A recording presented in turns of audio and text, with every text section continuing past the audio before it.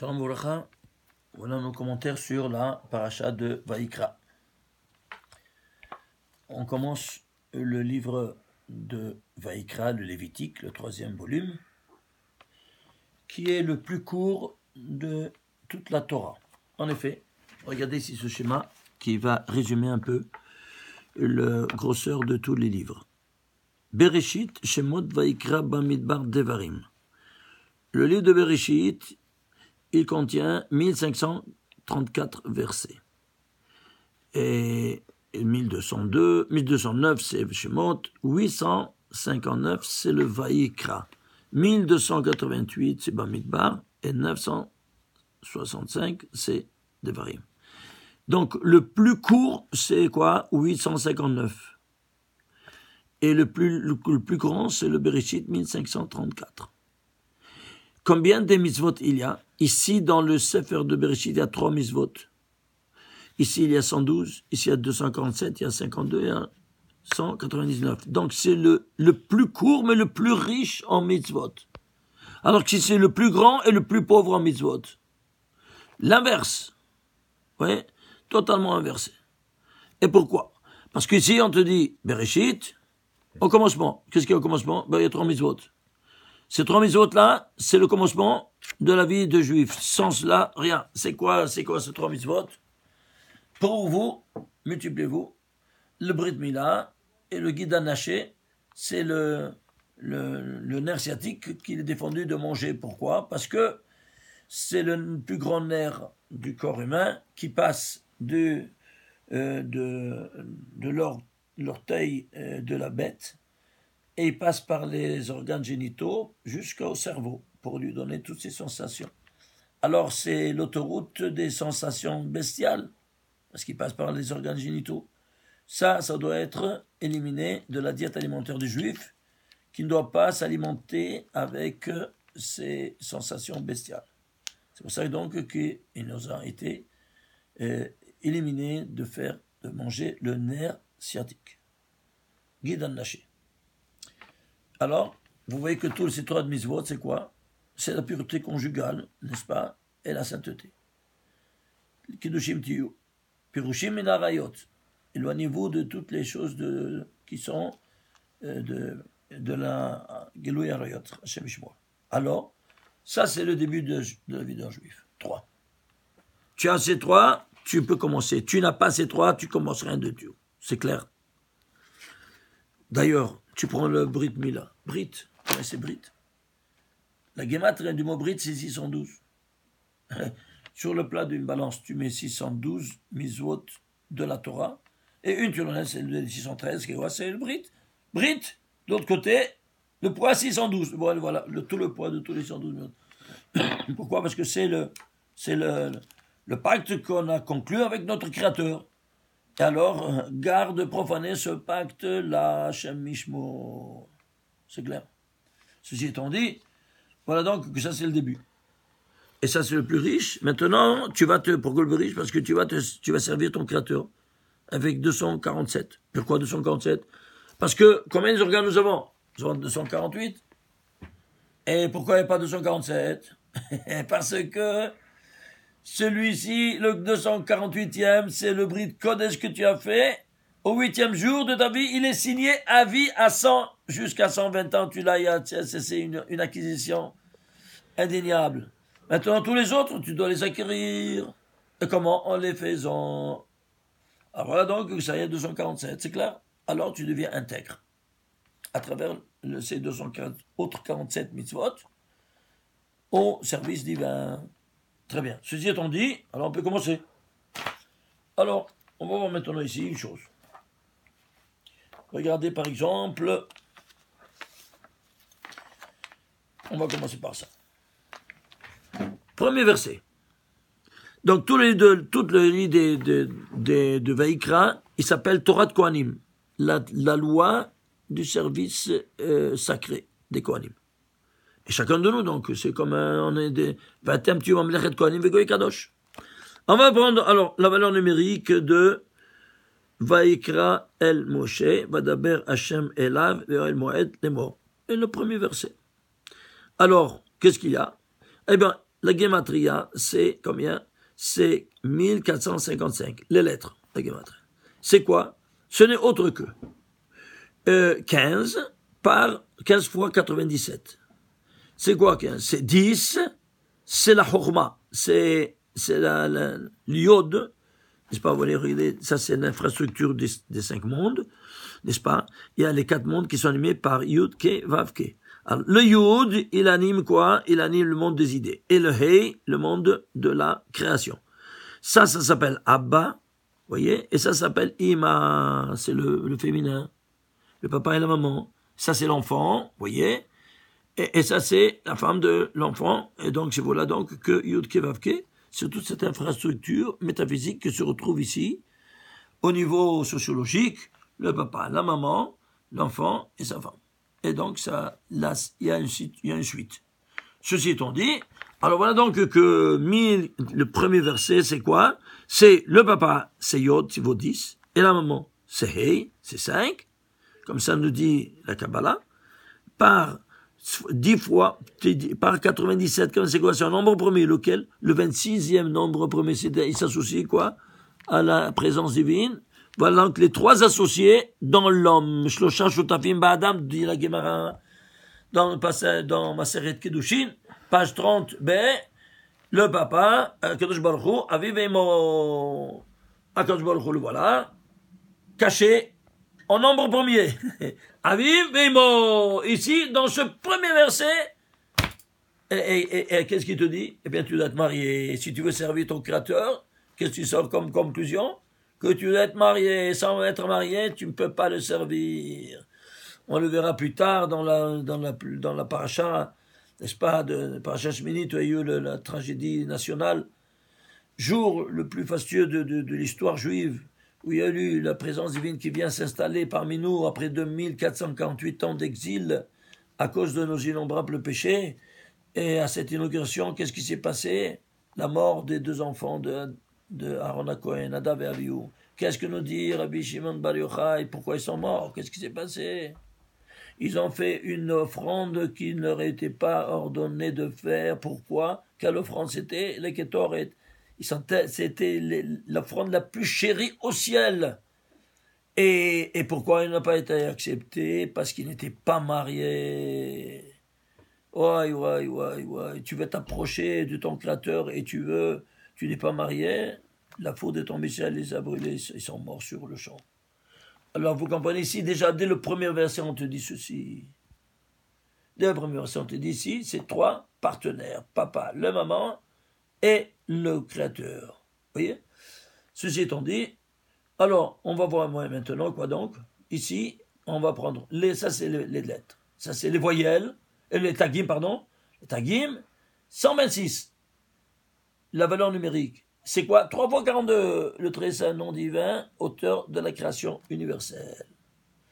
Et les voyelles, ce qui va animer ce verset, valent 390. C'est quoi? Eh bien, 390, c'est 10 fois 39. Pourquoi 10 fois 39? Parce qu'on te dit que le monde est régi par les 10 séphirotes dans chaque monde. Chaque monde, il a, regardez ici, dans ce schéma, vous allez comprendre.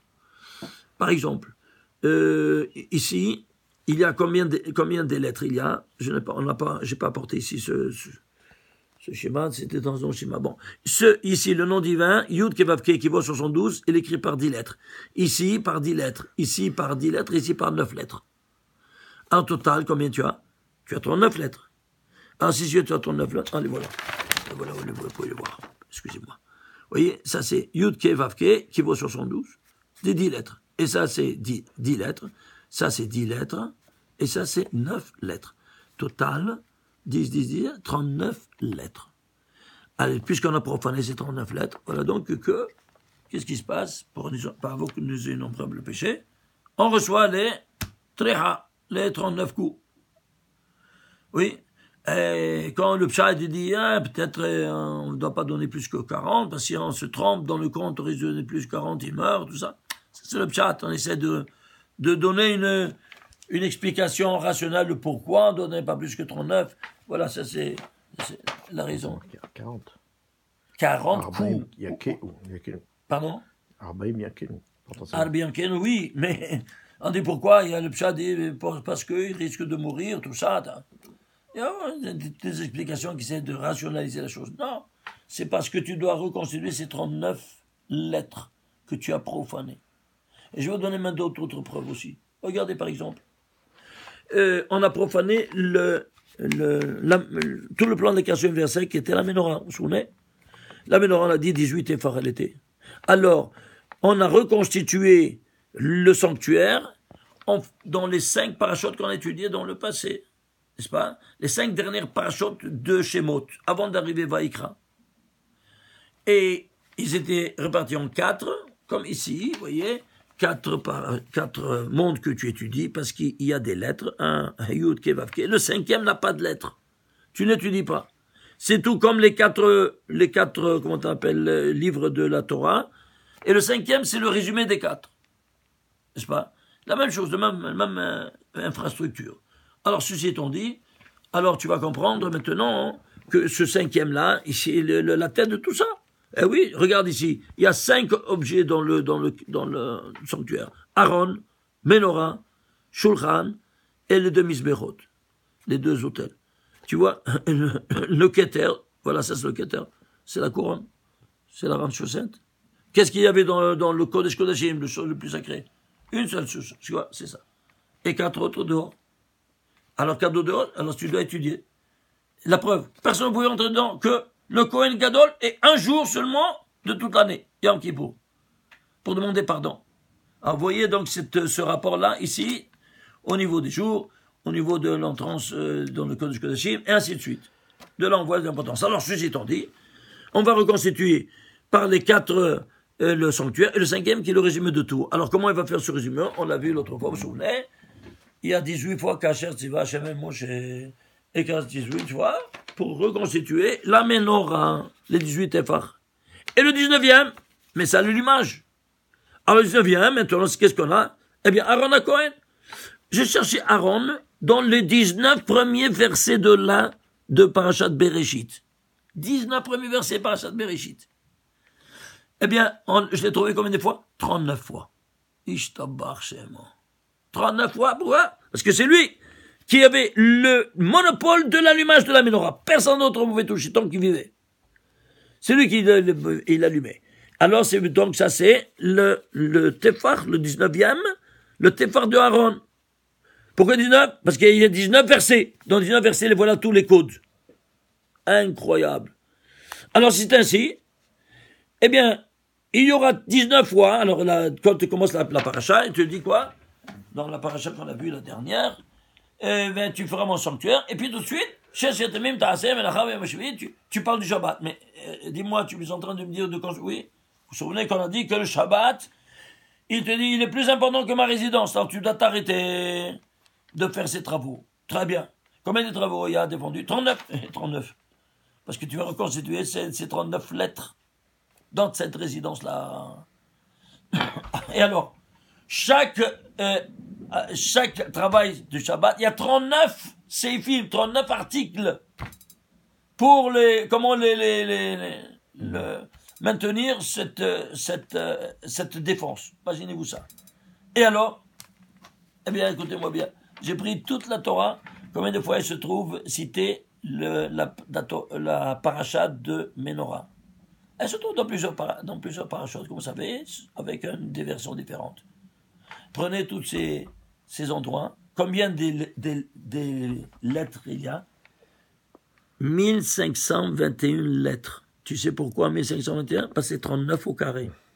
Ishtabach Shemo. Aïe, aïe, aïe, aïe. Une lettre en plus, une lettre en moins. Regarde comment tout s'écroule. Tout sur ce paramètre 39. C'est pas incroyable? Alors c'est pour cela qu'il y aura 39 fois le mot Aaron codé. Jamais, même pas une seule fois, il est cité seul. Il est écrit Béné Aaron 5 fois, Béné Aaron, les enfants d'Aaron. Mais lui, on l'a jamais appelé. Pendant les 19. Après, on l'appelle en cause au 20e verset de Parashat Bereshit. Et pourquoi? Justement pour respecter cette 19e et ces 19 codes. Et si on prend maintenant les codes, on va les prendre tous les codes, la valeur numérique, vous faites les gematria, le total des deux, ça te fait 2664. Tu fais la racine, ça te fait 288. On l'a vu déjà. Qu'est-ce que c'est 288? Les 288 étincelles de sainteté qui sont restées après la faute de Dharma Rishon, que nous devrons élever. Alors c'est pour cela donc qu'il y a ici 288 étincelles de sainteté. Et d'où ils proviennent, je vous le rappelle, elles proviennent de ces 72 unités dans les 4 mondes. 72 par 4, ça te fait combien? 288. Voilà, donc on a 288 étincelles de sainteté qu'on devra le relever des 4 mondes métaphysiques. Et Aaron, il se trouvera codé en racine 2664, dont tu décomposes, ça te fait 288. Quelque chose d'incroyable. Allez voir sur le site internet qu'on a fait la conférence sur ce lundi, justement sur le Purim, et j'ai commencé à démontrer déjà plusieurs exemples sur les Rafah, les 288 étincelles de sainteté. Alors, ceci étant dit, qu'est-ce qu'on va faire? Regardez ici. On va prendre maintenant ici tous ces 19 versets. Et voilà les 19 versets de Vaïkra, n'est-ce pas? Vaïkra, les 19 versets. Combien ça vaut les 19 versets? Combien de lettres il y a 1104 lettres. Bien, si vous faites la guématria, le poids numérique de tous ces 1000, ça te fait 65 678. Et c'est quoi? Ce n'est autre que 26 fois 65. C'est quoi 26 fois 65? 26 fois 65, c'est le nom divin, n'est-ce pas? Le nom divin Yud-Kevavke. Mais attention, 26 au carré. 26 au carré, c'est ça. Il écrit 26 au carré, c'est-à-dire 667. C'est-à-dire, excusez-moi, regardez, je me suis précise. 65 000, c'est au niveau des milliers, c'est Adanout. Je me corrige. C'est Adanout. Et 667, c'est 26 au carré. C'est-à-dire de quoi il s'agit? Quand on est ici dans le Beth Amikdash, on est dans la Malchut, dans la maison de la royauté, que le nom divin Adanout anime. La Malchut, elle est animée, c'est Kelim, par le nom Aleph Dalet Nun Yod. Adanout. Et les détails, c'est quoi? C'est 26 au carré. Incroyable. Alors maintenant, allons voir un peu comment ça se décompose. Venez voir ici. Ça se décompose en second nombre-là, 2 en puissance 2 par 3 par 13 par 421. Vous voyez ça? Alors, le 13, c'est le 7e nombre, 7, c'est le 5e, 5, c'est, tu voyez, ça monte, et le 421 également, ça monte. Le total, c'est 2 en puissance 1 par 3 en puissance 2, c'est quoi? C'est 4 fois 288. Incroyable. Pour les 4 mondes. Et le 5e, où il est? Le 5e, il est donné par quoi? Vous savez par quoi? Regardez ici, quelque chose d'incroyable. Le nom de Dieu, vous voyez, Vaïkra El Moshe, Vaïdaber Hashem Elav, Be'oel Moed Lemor. Si vous prenez le Yod, comptez 7 lettres d'intervalle. La 8e qui se dévoile, c'est Hei. 7. La 8e, c'est Vav. 7. La 8e, c'est Hei. C'est-à-dire le nom de Dieu est codé en saut de 8, Yud Ke Vav Ke, caché. Eh bien, prenez le cadre dans quel mot il se trouve, ces 4 mots. Prenez le cadre des lettres dans lequel il se trouve le nom divin. Le total, vous voyez, ça vaut 738. Tu le décomposes, ça te fait combien? Eh bien, ça te fait 1 fois 288. Ça, c'est le monde de Hak. 1 fois et 4 fois 288, les lettres, dans 19. Incroyable. Et comment c'est possible une chose pareille? Comment est-ce possible qu'on donne une chose pareille? Eh bien, justement, pour te dire toute l'infrastructure métaphysique, à travers le service divin de Aaron HaKohen, qu'il élève toutes ces étincelles de sainteté. Si vous faites, attention, j'apporte votre attention ici, vous faites ici 2 en puissance 4 par 3 en puissance 2, ça te fait 144. Mais tu dois allumer la menorah à 2 reprises, donc 144 plus 144, ça te fait 1 fois 288. C'est pour cela que tu devais l'allumer à 2 reprises. Parce que chaque fois, tu fais une partie de ce tikkun de Rafah Nisosim Dikdusha. Et 859 versets dans tout le Vaïkra. Pourquoi 859, juste pas plus ni moins? Parce que tu peux le diviser, non, c'est un nombre premier. Lequel? Le 150e nombre premier. 150, oui. Eh bien, ici, au niveau de l'action, on te dit maintenant comment tu vas servir ton Créateur au niveau de l'action. Et il te faut 859 versets, c'est-à-dire 150 nombres premiers. Et pourquoi? Parce qu'au niveau de ta parole, David Emeler, il le fera avec 150 Pirkei Tehilim. Vous comprenez? Alors ici, c'est 150 au niveau de l'action, en nombre premier, et l'autre, 150 au niveau de la parole et de la pensée, parce qu'il y a toutes des kavanotes derrière les Tehilim. Ceci étant dit, on avance, et on reprend ici notre cheminement. Alors, ici, qu'est-ce qu'on fait? On va voir ici maintenant comment elle est structurée. Comment structurer, n'est-ce pas, ce verset. Alors, quel verset ça de la Torah? C'est le 2744e verset de la Torah. Alors, on doit le décomposer. Pour qui ne sait pas, pour qui a oublié, c'est pourquoi on doit décomposer tout ça. On m'a dit, c'est quoi ça, c'est quoi ça? C'est simple. Rabbi Shimon Bar Yochai nous l'enseigne. Dans le Zohar, Parashat Balak, page 202a. Il nous dit, qu'est-ce que c'est? Mais ligne de Oraïta, dans les paroles de la Torah, il y a en eux, Pshat, de l'écriture, le Drasha, le Pshat, l'explication simpliste. Drasha, c'est l'explication allégorique, Remes par allusion, et Gematria, il aurait dit le Sod par des. Non, il n'utilise pas le mot Sod, il utilise un nom grec. Gematria, ça veut dire géométria. C'est un nom grec. Et tu dis, ce sont des secrets énormes, des secrets fermés. Et puis, ilan à l'ilan, c'est quoi? Un sur l'autre. Qu'est-ce que ça veut dire un sur l'autre? Eh bien, tu le décomposes en mathématiques. Combien tu peux? Tu as la racine de ça. L'un sur l'autre, l'un sur l'autre. Voilà, qu'est-ce qu'il te dit ici en 3 mots. Non, pas en 7 mots. Ces 3 derniers mots qui sont incompréhensibles. Demandez à n'importe qui que vous voulez. Qu'est-ce que ça veut dire l'un? Il dit un sur l'autre. Eh bien, c'est que ça veut dire un sur l'autre. Qu'est-ce qu'il dit? Mais il savait toutes ces choses-là. C'est clair. Alors voilà, donc on doit maintenant aller un sur l'autre. Et ça, tu le décomposes, ça fait 2 en puissance 3 par 7 en puissance 3. C'est quoi? Suivez-moi. 7 en puissance 3, c'est quoi? Avant tout, vous savez que le monde, il est tridimensionnel, temps, espace et matière, et ces 3 dimensions sont indissociables l'un de l'autre. Le temps, il ne peut pas être conçu sans l'espace, et l'espace sans le temps, et ni le temps ni l'espace sans la matière. Alors, ceci étant dit, qu'est-ce qu'on a? Eh bien, on va créer le monde avec divers créateurs, comme ça il a dit le Pirkei Avot. Et ils sont 9 fois Vayomer Elohim. Et le 10e, c'est le premier verset de la Torah. Pourquoi il y a cette hétérogénéité? Parce qu'il y a 2 natures de valeurs numériques.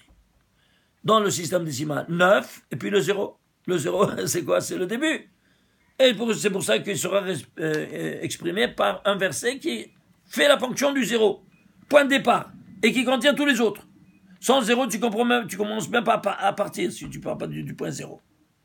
Alors, et 9, c'est comme, si tu veux Vaillant Merelokim, c'est 343. C'est quoi 343? C'est 7 par 7 par 7.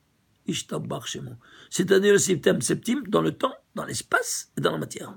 7 temps, n'est-ce pas? 6 c'est le Shabbat. 7 espaces, 6 directions de l'espace et le centre, ça fait 7. Et 7 dans la matérialité, 6 jours, ils vont agir dans les 6 temps et dans les 6 espaces. Et la 7e, cette matérialité devra être statique et ne plus produire. Alors tu vois, 7 par 7 par 7, on est comme toi, c'est même Elohim. Voilà donc ici, qu'est-ce qui te parle encore? C'est 8. C'est quoi 8? Ah ben 8. Eh bien, tu vas prendre le 8e des 9 qu'il a créés. Il y en a 9 fois, on a dit, 9 fois Vayom Elohim. Oui, non, très bien. Alors, tu vas prendre le 8e. J'ai pris le 8e Vayom Elohim, qu'est-ce qu'il dit? C'est Adam, faisons l'homme. Et à qui il parle maintenant? Il parle à l'homme. De quoi? De lui donner tous ses commandements. C'est le 8e des 9. Et c'est pour ça qu'il te dit ici, 8 fois 343, 8 fois Vayom Elohim. C'est clair maintenant? Ah, tu prends le 8e des 9 et il te dit, c'est Adam. Et à qui il parle maintenant? à l'homme. C'est pas ni à la bête ni à personne. À toi, il t'a adressé directement, sans que tu vois rien du tout. Seulement, il te le met à la 2744e verset de la Torah. Avançons. Troisième connaît. Si tu prends la ligne qui se trouve dans la Torah, de Bereshit, c'est la 4660e ligne de la Torah. Pourquoi? C'est 20 fois 233. Traduit en lettres, c'est quoi 233? C'est la guématre de Etz HaHaim, l'arbre de vie éternelle. Et c'est quoi 20? Écrivez en entier. Esrim, c'est la guématria du mois. Esrim, c'est 620. Allusion aux 620 mitzvot qui sont d'origine divine, 613 plus 7 d'origine rabbinique, qui se conjuguent à quoi? Alors, Etz HaHaim, c'est indissociable. Pourquoi? Parce que la Torah, c'est Etz-Haim. C'est l'arbre de vie éternelle. Tu te tâches à l'arbre de la vie éternelle quand tu fais une de ces 620 mitzvot. Rappelle-toi. Incroyable, hein? Regarde ici, c'est la ligne. La ligne que la tête de la Torah de Kohanim, du service divin, qu'est-ce qu'il te dit? 4660e. Si c'est 61 ou 59, tout aurait été disparu. Regarde chaque détail, c'est spectaculaire. Alors on voit maintenant au niveau macro, toute la Torah. Toute la Torah, Parashat Vayikra, à la tête du Lévitique, c'est la 24e parasha de la Torah. Pourquoi 24? Parce qu'il y a 3 couronnes qu'on peut acquérir. Keter Keuna, la couronne de la prêtrise, la couronne de la malchut, de la royauté, et la couronne de la Torah. Il faut des midot, des qualités pour les recevoir. Pour recevoir la keter keuna, la couronne de la prêtrise, il faut 24 qualités. Et ça, c'est 24e paracha. Pour acquérir la couronne de la royauté, 30. Et pour acquérir la couronne de la Torah, 48. C'est-à-dire, tu vois le Kohen. Pourquoi 24? Parce qu'il est 24 heures sur 24 et mobilisé au service divin, 24 heures sur 24. Tu le vois comment il est, nuit et jour. Eh bien, toi, pour acquérir la couronne de la Torah, tu dois multiplier cet effort qu'il a fait le Kohen par 2. Est-ce que tu comprends maintenant? Aïe, aïe, aïe, aïe, je t'abâche à boré. Et ça, c'est par l'étude de la Torah. Tu peux être encore plus grand que le Kohen Gadol, qu'il y a à Ma'aretz. Un Kohen Gadol qui n'a pas étudié. À l'époque, il y a un deuxième temple, on achetait la Keuna, le Kohen Gadol. Eh bien, le Talmid Racham est plus important encore que le Kohen Gadol à Ma'aretz. On a eu la précédence. On avance. 5e point. Combien de versets il y a dans la paracha de Vayikra? 111 versets. Pourquoi 111 versets? Parce que cette Torah de Kohanim, elle te dit, si tu commences à me servir, tu seras à la tête de toutes les unités, de tous les systèmes. Des unités, des dizaines et des centaines. 1 plus 10 plus 100, ça fait 111. Alors, non seulement les psukim, le nombre de versets de la parasha de Vayikra te le dit, même où il se trouve, dans quelle colonne de la Torah? La 111e colonne de la Torah. Et tu te rends compte de ça. Et on ne voit rien, c'est pas dommage. Regarde combien des perles qu'il t'a donné. Hein? Et toi, tu joues au billes, tu joues au iPhone et tout ça. Qui va découvrir ces beautés-là?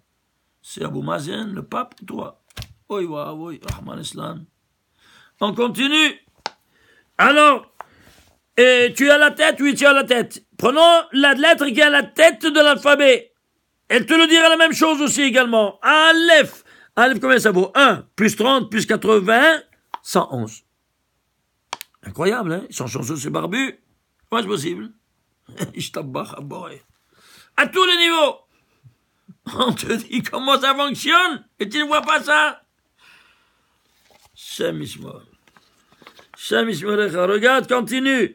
8e point. Le 8e point.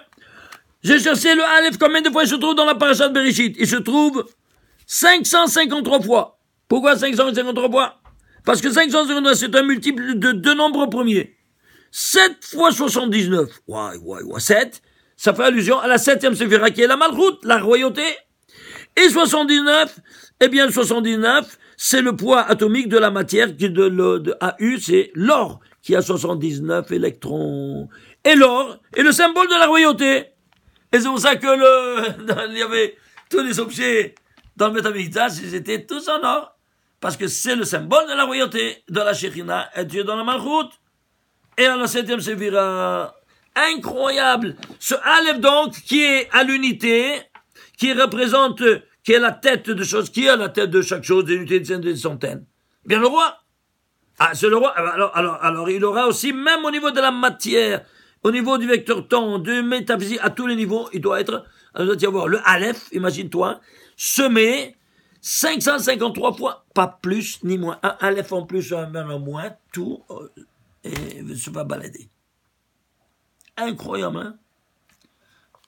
Alors, on avance. 9e point. Il y a un problème ici. Si vous lisez, Vaïkra, vous allez voir le Aleph dans la Torah, il est petit, minuscule. Qu'est-ce qui s'est passé? Alors, de quoi il s'agit? Avant tout, fais la guématrie de Vaïkra, le mot en entier, c'est 317. La guématrie, c'est quoi? 317, c'est un nombre premier. Lequel? Le 67e nombre premier. 67, c'est quoi? 67, c'est une lettre qui vaut 67. Quand tu l'écris en entier, c'est Zayin. Zayin Noun, 7 plus 10 plus 50, ça fait 67. Et Zayin, c'est la lettre Zayin. Zayin, c'est 7. 7, c'est la Malchut, la 7e séphira, CQFD, ce qu'il fallait démontrer une fois de plus. Je t'abbarre à boré. Et si tu ne divisé pas, alors regarde ici, ce Aleph vaut 1, n'est-ce pas, Gematria? 1 c'est Had, 1 c'est 13. Mais c'est pourquoi elle est petite? Il n'y avait pas donc suffisamment? Non, il y a des secrets énormes, il y a des secrets énormes. Il y a quelques petites lettres minuscules dans la Torah et quelques-unes majuscules. Ça, on va le voir une prochaine fois. Mais je peux déjà vous dire ici une première réponse. Les petites lettres proviennent de la Malchut, de la séphira la plus basse. Et la plus basse, la dernière, c'est quoi? C'est la Malchut, la royauté. Alors de quoi on parle? C'est la royauté. Et la royauté, c'est quoi? C'est le côté féminin qui reçoit. C'est la Shekhinah. Et donc, elle le reçoit. Et là, tu vois ici, on parle de la royauté ou pas? Alors, on doit le trouver à tous les niveaux. Allons voir. Alors, allons voir. Quel mot c'est de la Torah? 37 326e mot de la Torah. Et c'est quoi 37 326? Bien, tu le décomposes. Ilen al Ilen. Alors, ici, c'est 2 fois 3 fois 6221. 6221, c'est quoi? Un nombre premier, lequel? 811e nombre premier. 811, c'est un nombre premier, lequel? 142e nombre premier. 142, je peux le diviser. 2 fois 71. Le 2, il est la base. 71, c'est le 21e nombre premier. Et ici, le 21, c'est 3 fois 7. N'est-ce pas? Ça, c'est le 2. Voilà, qu'est-ce qui se passe? Ici, j'ai 2. Ici, j'ai 3. Et ça, c'est 7. Ça devient 5. 5, c'est 4. 4, c'est 2 au carré. Alors, 2 au carré, plus 2, plus par 3. N'est-ce pas? Total, on a 2 en puissance 4 par 3 en puissance 2. Combien ça te fait? La moitié de 288. Pourquoi la moitié? Je ne sais pas. Alors on va... Attends un peu. C'est ça que je vous pose la question. C'est une question ou pas? Alors on voit. La moitié. Allons prendre maintenant cette lettre. Quelle lettre c'est? Alors tu vas prendre 2 bêtes de Bereshit. Tu vas compter quelle lettre c'est? Regardez-moi ça. Cette lettre de Aleph, c'est la 41 598e lettre de la Torah. Attention, vous savez que chaque lettre, elle a sa place. Si elle n'a pas sa place, oui, bah oui. Regardez. C'est quoi? Alors, on va décomposer cette valeur numérique.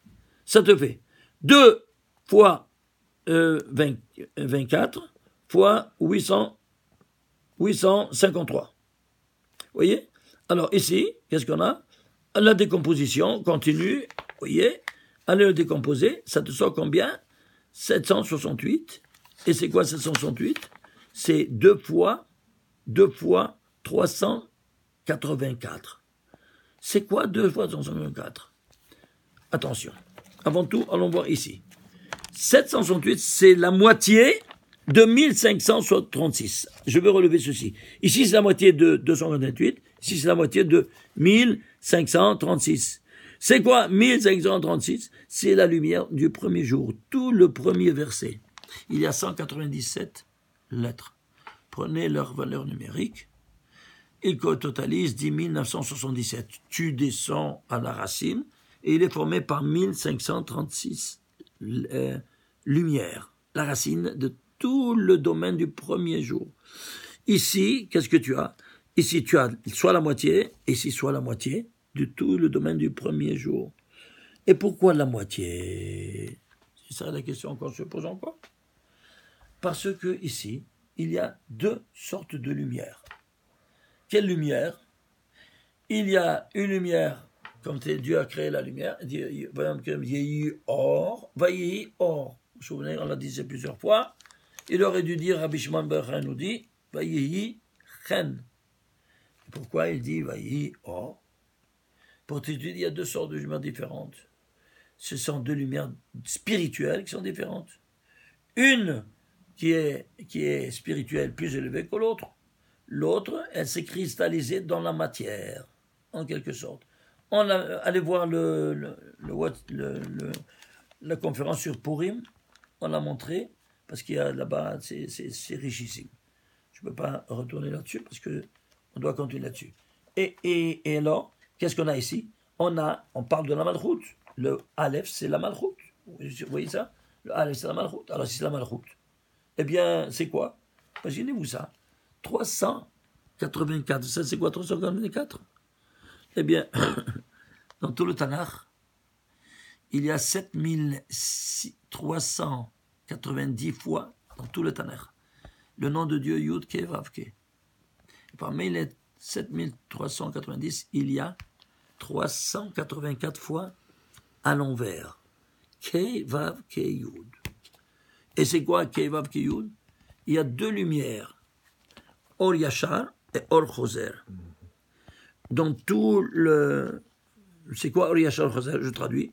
Or Yachar, c'est le rayon incident, comme le rayon du soleil. Or Choser, le retour, le rayon réfléchi. Et le réfléchi, comme celui de la lune.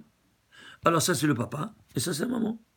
Et c'est pour cela que ici, tu vois ici, c'est incroyable, que ici, tu as 598. C'est le Or Choser. De quoi il te parle? Je ne sais pas. Regarde ici au milieu, tu vas comprendre. 141, c'est Gématre de Ephes. C'est 0. Le 0, c'est l'évocation de la Malchut qui n'a pas de lumière. Elle est la représentation de la Malchut. Le 0. Ishtabach Shemo. Voilà donc que ici, combien de fois il se trouve le mot Ephes dans toute la Torah? 6 fois. Pourquoi? Parce que la Malchut, elle reçoit la lumière de quoi? Des 6 séphirotes. Incroyable. Et alors, c'est pour ça que là, elle aussi, 598. Prends tout le récit des 7 jours. Cherche le mot or. Il est codé 1196 fois.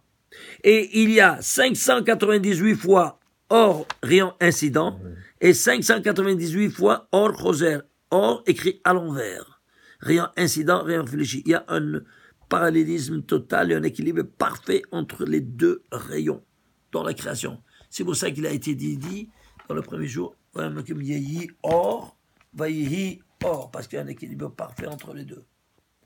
Ceci étant dit, vous comprenez maintenant tout ce qu'on est en train de vous montrer ici, qui sont renfermés où ça? Dans un seul verset. Et je termine ici en prenant, regardez ici, en prenant ici cette lettre-là. Maintenant, on a vu ici, c'est la 141 598e lettre. On l'a vu maintenant dans le complexe. Mais si je le prends dans le cadre seulement du Aleph, quel Aleph c'est de la Torah? Imaginez-vous, ça c'est 12 895e Aleph de la Torah. Pourquoi 12 895? Eh bien, tu vas le décomposer. Ça te fait, excusez-moi, voilà, si vous arrivez à lire ici, 12 895, c'est 5 fois 2579. 5, c'est le quatrième nombre au premier, 4, c'est 2 en puissance 2, on est arrivé à la base. Mais ici, 2579, c'est le 377e nombre au premier. 377, c'est 13 par 29. 13, c'est le 7e nombre, 7, c'est le 5, 5, c'est le 4, on est arrivé à la base. Et ici, le 29, c'est le 11e nombre au premier. 11, c'est le 6e nombre, 6, c'est 2 fois 3. Et voilà, c'est qu'est-ce qu'on a? On a 4 fois 24. C'est-à-dire, on a ici 4 fois 24, la racine de ce Aleph, qui se trouve dans la Torah, qui sont le parallèle des 4 mondes 24. Et le 5e 24, qui est macro, par rapport à ceux-là qui sont micro qu'on étudie, que celui-là qui est en dehors de l'entendement humain, il sera représenté par quoi? Par la 24e paracha de la Torah. Est-ce que vous comprenez ce que je vous montre ici? De nouveau, une fois de plus, l'infrastructure métaphysique de tous les 5 mondes, 4 plus 1, à travers le Aleph qui est minuscule, qui se trouve la 12 895e Aleph de la Torah, et qui vient te dire pourquoi? Parce que la racine de ce 12 895, c'est 4 fois 24, en rapport aux 4 mondes métaphysiques que tu étudies. Alors le 5e, il est trop grand, et sera représenté par le 24e paracha où se trouve ce Aleph. Vous vous rendez compte? Comment est-ce possible que nous avons ici des secrets pareils et on ne peut pas les voir? On peut demander ça à n'importe quel scientifique. Est-ce que c'est humain, ce que vous avez vu? C'est pas possible. Alors c'est quoi? Un livre, alors qu'est-ce que c'est? C'est d'origine divine. Imagine-toi, enlève une lettre, tout s'écroule. Tu n'as plus 141 598, tu n'as plus rien. Tu n'as plus tous ces données-là. Une lettre. Alors, vous comprenez? Baruch Adonai l'Olam, Amen ve'Amen, Shabbat Shalom u'Mevorach.